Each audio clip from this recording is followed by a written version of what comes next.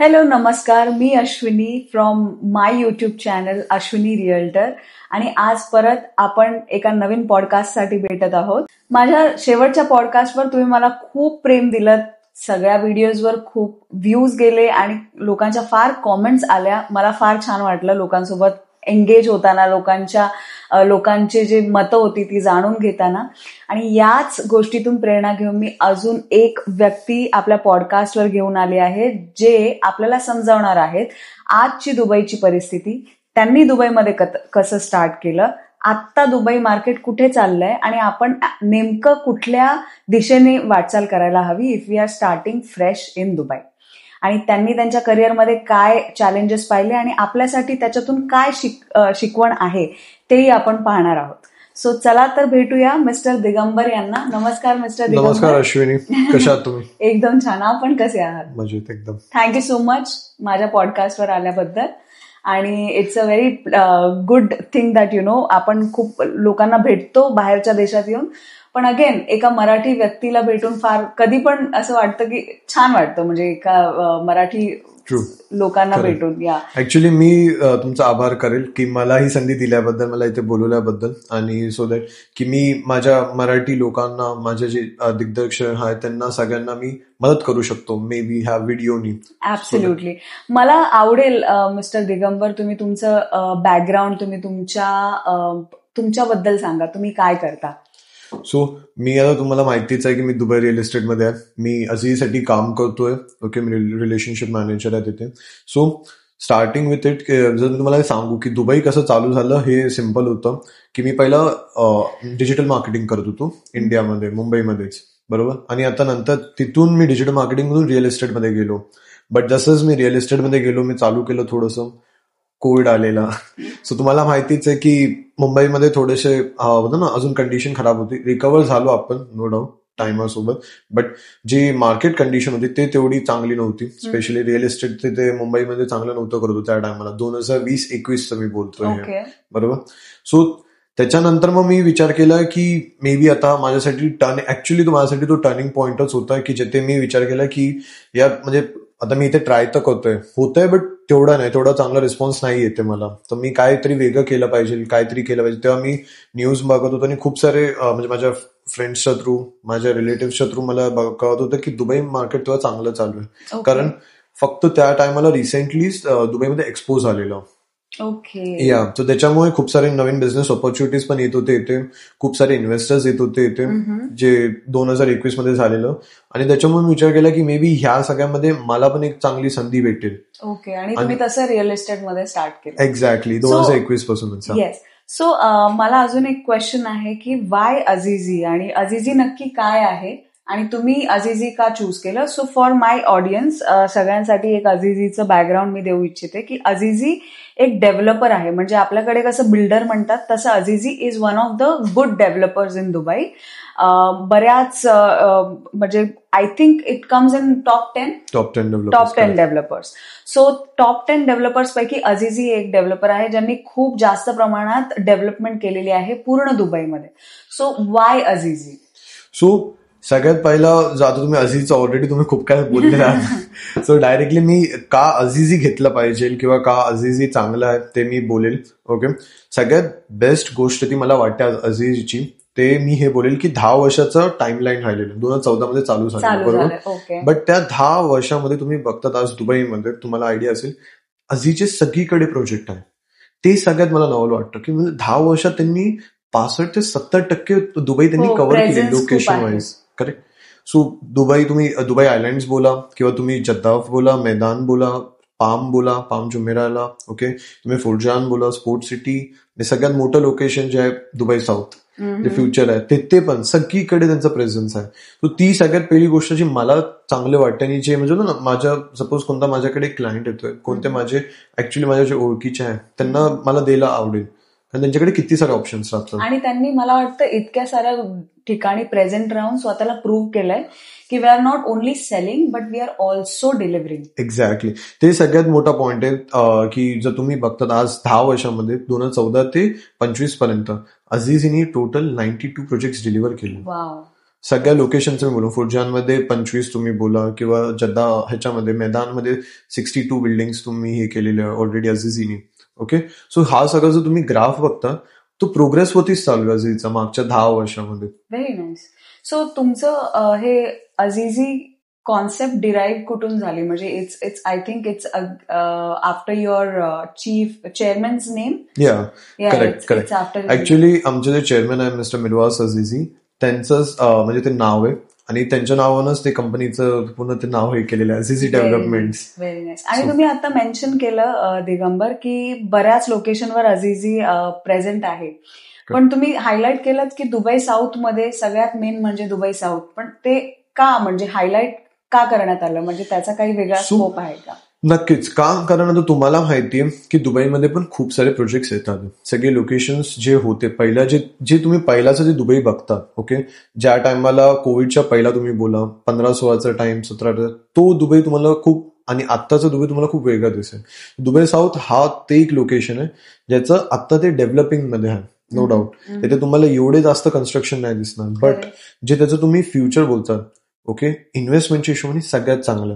तुम्हाला एक major reason माहितीच असेल, Al Maktoum airport. Correct. Okay, so आपल्याला माहिती की DXB एअरपोर्टचे सगळे ऑपरेशन्स सगळे शिफ्ट होणार आहे अल मक्तूम एअरपोर्टला येत्या 5 वर्षात. Yes, correct. ओके. सो हा सगळ्यात मोठा एक तुम्हाला बेस्ट ऑपॉर्च्युनिटी, कारण ज्या लोकांनी त्या टायमाला तुम्ही विचार करा 2010 मध्ये ज्यांनी इन्व्हेस्ट केलेलं, ओके, 2010-11 मध्ये त्या लोकांना मे बी ज्यांनी बोलतो ना इन्व्हेस्ट केलं त्यांना फायदा झाला, बट त्या टायमाला ज्यांनी कोणी मिस आउट केलेलं, बरोबर, लाईक बिझनेस वे, डाऊनटाऊन सगळे लोकेशन, आज त्यांना ती परत ती एक संधी भेटते, ती एक दुसरी संधी आहे. येस. बिझनेस वे आणि डाऊनटाऊन हे जस्ट फॉर युअर इन्फॉर्मेशन हे ते एरियाज आहेत जे सुरुवातीला सगळ्यात फर्स्ट फेज मध्ये दुबईने बिल्ड केलेले होते. आणि तेव्हा ज्यांनी परचेस केलेलं आहे, I guess they are sitting on not less than 100% or 200% capital appreciation. खूप easy minimum I am saying, म्हणजे 200% कॅपिटल अप्रिसिएशनवर ते लोक बसलेले आहेत at the moment. I think that is just because त्यांनी योग्य वेळी इन्व्हेस्टमेंटचा डिसिजन घेतला. तेच जर आता आपण दुबई डाऊनटाऊन मध्ये इन्व्हेस्ट करायला गेलो near to Burj Khalifa, it's next to impossible to invest and make money. Prices खूप वाढले आणि तुम्हाला माहिती की तुम्ही ज्या टायमाला एंटर करतात ते ऑलरेडी अप्रिशिएटेड आहे म्हणून. पण जसं दुबई साऊथ वरती जसं मी बोलत होतो की अल मक्तूम एअरपोर्ट पासून माझा प्रोजेक्ट 6 मिनिट ड्राईव्ह आहे. आज 6 मिनिट ड्राईव्ह आहे. Yes, that's the easiest thing. आणि तिथे पण मी कम्युनिटी लाईफस्टाईल सोबत येतोय मी. What do you mean by community? So सगळ्यात पहिलं जसं कम्युनिटी लाईफस्टाईल ते आपण बोलतो ते जर मुंबईच्या भाषेत मी बोलेल तर सिम्पल आहे की टाउनशिप किंवा कॉम्प्लेक्समध्ये जिथे तुम्हाला सगळं काय भेटतंय ते एक विसिनिटी आहे. तुम्हाला 40-50 एकरची जमीन असते, त्याच्यामध्येच तुम्हाला बिल्डिंग्स पण आहे, हॉस्पिटल आहे, स्कूल्स आहे, मॉल्स आहे, सगळं काय त्याच तेवढाच विसिनिटीमध्ये, तेवढाच रेडियसमध्ये आले. तुम्हाला बाहेर जायची गरज नाही. हा, ज्या पण तुम्हाला कामाला जायचंय डेफिनेटली. सो सेम गोष्ट आम्ही पण तिथे करतोय. ओके, तो एक सगळ्यात मोठा बेनिफिट आहे. त्याच्यानंतर जर तुम्ही रिटर्न्स वाईज बघतात, आज अल मक्तूम एअरपोर्टला आता आर्टिकलमध्ये असं आलेलं आहे साधारणतः तिथे 6 लाख एम्प्लॉईज तिथे येणार आहेत. तुम्ही विचार करा अल मक्तूम एअरपोर्ट, कारण त्याची ऑब्व्हियसली साईज मोठी आहे. ओके, DXB एअरपोर्टच्या दुप्पट ते मोठं आहे. तर तुम्ही समजू शकतात की किती एम्प्लॉयमेंट जनरेशन प्लस त्या लोकांना राहण्यासाठी पण घर लागणारच. तर सिम्पल आहे की तिथे टोटल पॉप्युलेशन असं एस्टिमेट केलं जातं, ओके, की साधारणतः 1 मिलियन पॉप्युलेशन तिथे असणार. म्हणजे 10 लाख. 1 मिलियन म्हणजे 10 लाख पॉप्युलेशन असणार टोटल तिथे असणार. आणि तेवढ्या लोकांना जे 10 लाख आपण बोलतोय त्या हिशोबाने आता फक्त 30 ते 35 हजार घरच डिलिव्हर असणार.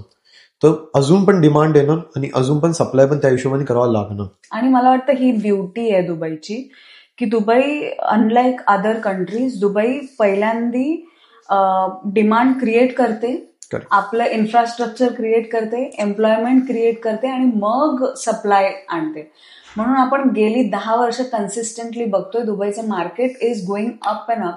कारण त्यांनी खूप कॉन्शियसली हा डिसिजन घेतलाय की आपल्याकडे जे इन्व्हेस्टमेंट जो माणूस करणार त्याचे पैसे कधीच त्याला असं वाटता कामा नये की मी दुबईमध्ये का लावले.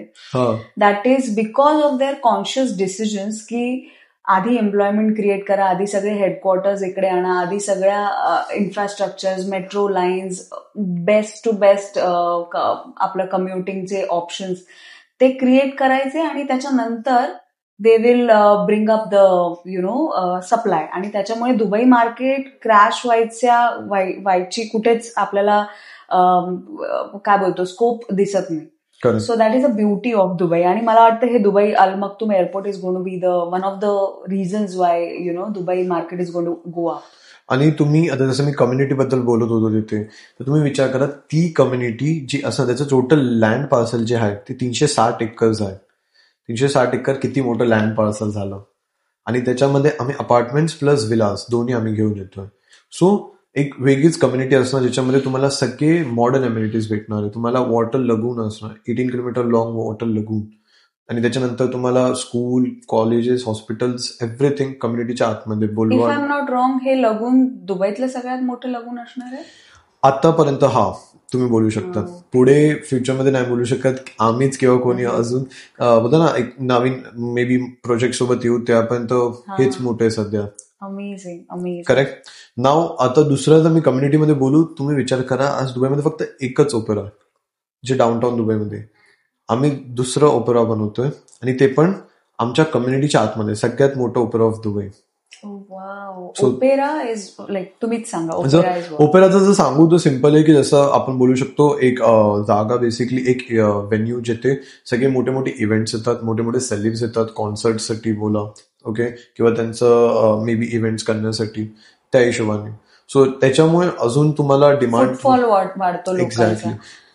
अजून मोर आउटसाइडर्स पण त्या कम्युनिटीमध्ये येणं, त्यांना पण ते कळणं त्या कम्युनिटीबद्दल, आणि मे बी ते लोक पण फ्युचरमध्ये ते प्लॅन करणार काय ना काय तिथे. दिगंबर, मला वाटतं या कम्युनिटी बद्दल बोलण्यासाठी आपण एक प्रॉपर एक सेक्शन ठेवू साईडला. त्याच्यापूर्वी मला खूप सारे क्वेश्चन्स आहेत की तुम्ही कसं बघता दुबई रिअल इस्टेटची नेक्स्ट काही वर्ष.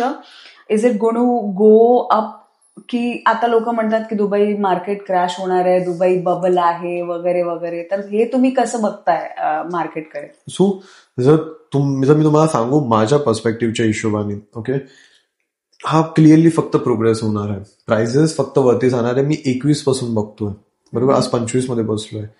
खूप लोक बोलतात, ओके, आणि जास्त करून आपले इंडियाचेच लोक बोलतात की हा बबल आहे, मार्केट खाली आहे, तेच स्वतः इन्व्हेस्ट करून पैसे कमवून निघून जातात. तेच असतात ना की स्वतः बरोबर जे पाहिजे ते करतात आणि नंतर दुसऱ्यांना ते वेगळं सांगतात. सो ती गोष्ट आहे की प्रोग्रेसच होत राहणार आहे नेहमी हा, ओके, मार्केट हे बोलेल, कारण जेवढ्या सगळ्या नवीन गोष्टी येतात. आणि सगळ्यात मोठा जो तुम्हाला ह्याच्यामध्ये एक क्लिअर पॉईंट दिसेल तो आहे की पॉप्युलेशन आज वाढत चालली दुबईमध्ये. तुम्ही त्या लोकांशी कधी बोला जी लोक दुबईमध्ये 2000च्या टाइमापासून आहे, 2000च्या टाइमपासून, तेव्हा एवढी पॉप्युलेशन होती. आज जर तुम्ही बघा, तुम्हाला मेट्रोमध्ये, तुम्हाला रोड्सवरती सगळीकडे तुम्हाला पॉप्युलेशनचा जो इन्क्रीज आहे तो तुम्हाला दिसतोय. कारण globally Dubai is becoming a very big hub. आज जर तुम्ही रशियन्स बघा, ते सगळ्यात जास्त आले, ते मायग्रेट झाले. इंडियन्स तर आहेच, ओके. त्याच्यानंतर तुम्हाला आज people from like UK, US, they are also migrating. आणि काय रिझन वाटतं तुम्हाला याचं? सगळ्यात मेजर रिझन, कारण तुम्हाला माहितीच असेल की ग्लोबली जर तुम्ही दुसरे मार्केट्स बघतात, ओके, आपण जे पहिला लंडन बोलायचो, जसं बोलतो ना एक टाइम होता लंडनचा, तो आज तो टाइम नाही राहिला, ओके. युएसचा पण सेम आपण बोलू शकतो, कारण तिथे टॅक्सेस आहेत, ओके. तिथे सगळी गोष्ट रिसेशनमुळे, ओके, सगळी गोष्ट महाग होत चालली. ते तुम्हाला दुबईमध्ये नाही दिसणार. दुबईमध्ये तुम्हाला कोणता टॅक्स आहे. आणि मी अजून एक फॅक्ट दुबईबद्दल वाचलं की दुबईचं इन्फ्लेशन लास्ट 6 वर्ष सेम आहे, ऑन द सेम पॉइंट. जिथे आपलं दर वर्षी 2 ते 3% वाढतं, मला वाटतं इंडियामध्ये 2 ते 3%, 6% पर्यंत पण वाढतं आपलं इन्फ्लेशन. टू दॅट कम्पॅरिझन आपलं दुबईचं इन्फ्लेशन, म्हणजे ऑफकोर्स मी काही वर्ष, म्हणजे मला वाटतं 6 वर्षापूर्वी दुबईमध्ये आले होते एकदा. तेव्हा मला जे मार्केटमध्ये ज्या गोष्टी दिसल्या किंवा आपण बघतो की अफोर्डेबल गोष्टी दिसतात, त्या गोष्टी आजही तेवढ्यालाच मिळतात. म्हणजे हे खूप म्हणजे वाखाणण्याजोगी क्वालिटी आहे दुबईची, की दुबईने प्राइसेस वाढवले नाहीत, but yes standard of living वाढलेली आहे, लोकांचं अर्निंग वाढलेलं आहे, लाईफस्टाईल खूप चेंज झालेलं आहे. ते तुम्ही बोलू शकता. मला वाटतं हा खूप महत्वाचा पॉइंट आहे दुबईसाठी, कारण दुबईमध्ये जे कमवतात ते तुम्हाला वाचवता येतं. तसं इंडिया किंवा बाकीच्या देशांमध्ये इधर you pay taxes or you pay for inflation, तर या सगळ्या गोष्टींमध्ये आपले पैसे आज बेस्ड जर होता. तुम्ही जर मुंबईमधून आहे, तुम्हाला माहिती की महागाई काय. Oh my God, it's insane. आज तुम्ही विचार करा की मुंबईचे रेट्स आणि दुबईचे रेट्स सेमच आहे प्रॉपर्टीजचे, बट तुम्हाला दुबईमध्ये काय काय भेटतंय त्या प्रॉपर्टीमध्ये. तुम्हाला एम्युनिटीज वाईज, तुम्हाला लोकेशन वाईज, तुम्हाला रिटर्न्स वाईज सगळ्यात जास्त ऍब्सोल्युटली. तुम्हाला ते दुबईमध्ये भेटतंय. आणि मला वाटतं की आर्किटेक्चर पण दुबईने एक प्लॅन्ड सिटीचं आर्किटेक्चर जसं ब्युटिफुल बनवलंय त्यांनी. Yes. खूप जास्त ग्रीनरी केलेली आहे त्यांनी, खूप जास्त प्लांटेशन्स केलेले आहेत. मला वाटतं that plays a major role. कारण Definitely. त्याच्यामुळे मला वाटतं UK US लोकांना जास्त दुबई आवडायला लागलंय. मी जर तुम्हाला बोलेल की जे तुम्ही सांगितलं, जे पॉइंट तुम्ही बोलले एकदम करेक्ट आहे. त्याच्यामध्ये फक्त एक पॉइंट मी ऍड करेल, इज दॅट की आज सगळीकडून ना जे डेव्हलपमेंट होतंय, एवढं चांगलं फास्ट होतंय इन्फ्रास्ट्रक्चर, लाईफस्टाईल, लोकांचं स्टँडर्ड ऑफ लिव्हिंग दुबईमध्ये जे वाढतंय, बट स्टील प्रोग्रेसच आपण करतोय. ओके, ते ह्याच्यामुळे की दुबईमध्ये हर एक गोष्ट सिस्टमॅटिक आहे. तर तुम्ही ते कंट्रीज बघशाल ज्याच्याशी आपण आज कम्पेअर करतो US UK सोबत, दे आर म्हणजे ते खूप पहिला डेव्हलप झालेले कंट्रीज आहे. करेक्ट. तरी पण ते लोक प्रॉब्लेम्स फेस करतात. आज जर तुम्ही इंडिया सारखी कंट्री बघतात, ओके, आपण पण प्रोग्रेस करतोय, बट आपली पॉप्युलेशन पण एवढी जास्त आहे. बट द ओनली थिंग जे इंडियामध्ये मिसिंग आहे ते आहे सिस्टम. करेक्ट. आय थिंक इंडियासारखी इकॉनॉमी दुसरीकडे नाही आणि they are, I love India. पण अप टू म्हणजे काही गोष्टींमध्ये मला डेफिनेटली वाटतं की we have scope for improvement. Indians have scope for improvement आणि Dubai is already done the job.